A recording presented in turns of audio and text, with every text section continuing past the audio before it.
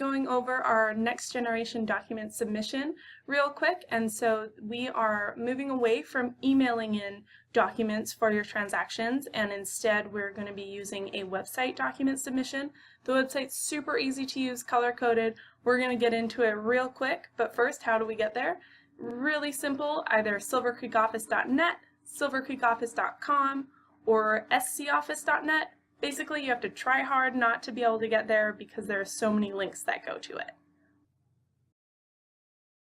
And so once we're there, how do we log in? It's the same as your Toolbox or your mFiles login. Your first initial of your first name and then your full last name, or if you have a common last name, Smiths, Johnsons, then there's a pretty good chance that it's going to be your full first name and then your full last name, and your password is going to be the last 6 digits of your social security number. Once you log in, this is the page that you'll see. You can add a new buyer, a new listing, you can access any of your active transactions currently, and then you can check notes and check your paid and dead files. One of the great things about the new system is that it's all color-coded, so it's very easy to follow along with. A green file is active and you've submitted everything that you need so far. It's been reviewed by staff and everything's a-okay.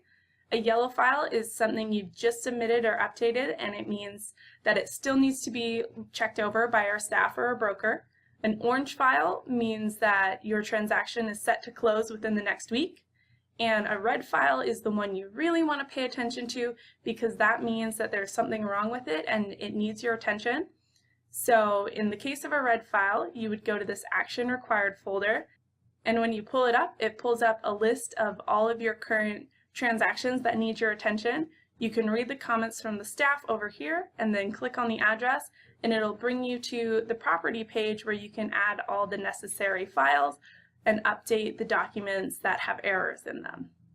The last thing I'm going to go over today is just how to add a new buyer or a new listing. Very straightforward.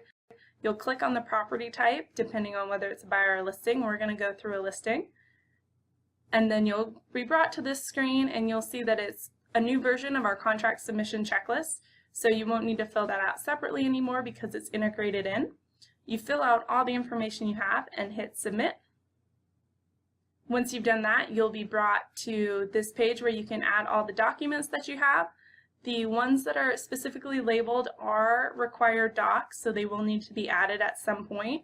And then any other documents you have, you can add under other documents. Just select the document type from the list, and then you can drag and drop or attach it in. All right, that's everything I have for you. The system is just that simple, so feel free to get in there and start using it today.